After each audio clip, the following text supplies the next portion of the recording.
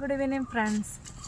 അപ്പോൾ ഇന്നത്തെ എൻ്റെ പരിപാടി എന്ന് വെച്ചാൽ എൻ്റെ ഡിപ്പാർട്ട്മെൻറ്റിന് ആവശ്യമായ കാര്യങ്ങളൊന്നും ഉണ്ടാക്കിയെടുക്കുക കേട്ടോ. എന്നാ കാര്യങ്ങളെന്ന് വെച്ചാൽ എൻ്റെ പൂച്ചെടിക്കും വെജിറ്റബിൾസിനും ആവശ്യമായ വളം, ചാണകം പൊടിച്ച് പച്ചച്ചാണകം കൊണ്ടിട്ടിട്ട് അത് ഉണക്കി പൊടിച്ചെടുക്കണതാണ് കേട്ടോ. അപ്പോൾ ഇന്നൊരു മഴക്കാറൊക്കെ ഉണ്ട്. അപ്പോൾ ഇതൊന്ന് വാരി വെച്ചില്ലെങ്കിൽ നനഞ്ഞു പോവില്ലേ, അതിന് വേണ്ടി കേട്ടോ. അപ്പം നമുക്ക് ആവശ്യമായ കാര്യങ്ങൾ നമ്മൾ തന്നെ ഉണ്ടാക്കിയെടുക്കും. അപ്പോൾ പച്ചച്ചാണാൻ കുറച്ചടുത്തുനിന്ന് വാങ്ങിച്ചിട്ടേ, അത് നല്ല വെയിലല്ലായിരുന്നോ, ഉണങ്ങി. അപ്പോൾ ഇനി ഇത് ചാക്കിൽ വല്ലതും കോരിയിട്ടില്ലെങ്കിൽ ഇനി മഴ പെയ്യുമ്പേ നനഞ്ഞു പോവും. അപ്പോൾ ഇങ്ങനെ എടുത്തു വെച്ചാൽ നമുക്ക് ആവശ്യമുള്ള സമയത്തെ മഴയൊക്കെ പെയ്ത് കഴിയുമ്പോൾ എടുത്ത് ഉപയോഗിക്കാമല്ലോ, അതിന് വേണ്ടിയാണ്. എന്നാ പൊന്നൂസേ?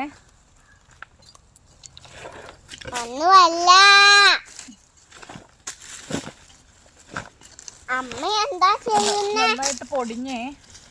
അമ്മ എന്താ ചെയ്യുന്നേ? അമ്മ ചാണകപ്പൊടി. അയ്യോ, ഒരു ചാക്ക് എടുത്തോണ്ട് വരാമോ പൊന്നൂസേ? ചാക്കിലിട്ട് വെക്കേ. വിറക് വരയിലുണ്ട് കേട്ടോ.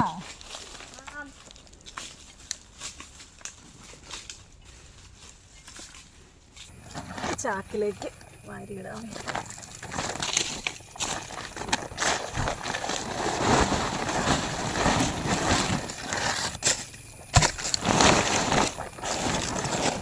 കയ്യേലും ദേഹത്തൊക്കെ നിറച്ച് പെയിൻ്റ് ഉണ്ട് കേട്ടോ. പെയിൻ്റ് അടിച്ചുകൊണ്ടിരുന്ന് നോക്കുന്നു. അപ്പം മഴ പെയ്താൽ പിന്നെ ഇത് മൊത്തം നനഞ്ഞു പോവില്ലേ, അതുകൊണ്ട് വേഗം വന്ന്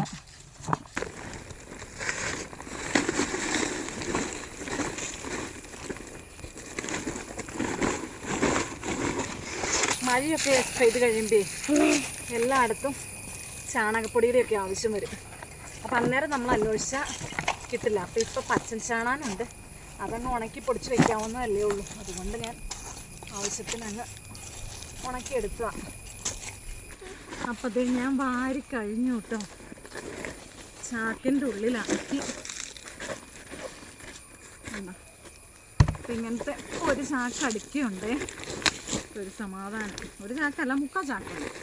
ഇനി ഇതൊന്ന് കെട്ടിയും കൂടെ വയ്ക്കും. ആ സമയത്ത് തേടി പിടിച്ച് നടക്കണ്ടല്ലോ. ഇങ്ങനെ കെട്ടി വെച്ചിട്ട് മഴയില്ലാതെ വെള്ളം ചാടാത്തോടത്ത് വെക്കുകയാണെങ്കിൽ നമ്മുടെ ആവശ്യത്തിന് എടുത്ത് നോക്കിയാൽ എടുത്തോ പൊങ്ങില്ല. ഇവിടെ ഇരിക്കട്ടെ, ചേട്ടായി വരുമ്പോൾ എടുപ്പിക്കാം. അപ്പോൾ ഓക്കെ. ഇപ്പോൾ വീഡിയോ ഇഷ്ടപ്പെട്ടാൽ നിങ്ങളൊന്ന് ലൈക്ക് ചെയ്യുക, നിങ്ങളുടെ അഭിപ്രായങ്ങളൊന്ന് കമൻസിലിടുകയും ചെയ്യണേ. അതുപോലെ ആദ്യമായിട്ട് കാണുന്ന കൂട്ടുകാരുണ്ടെങ്കിൽ ഒന്ന് സബ്സ്ക്രൈബ് ചെയ്ത് സപ്പോർട്ടും കൂടെ ചെയ്യണേ. ഫേസ്ബുക്ക് പേജിലാണെങ്കിൽ പേജ് ഒന്ന് ഫോളോ ചെയ്യാനും മറക്കല്ലേ.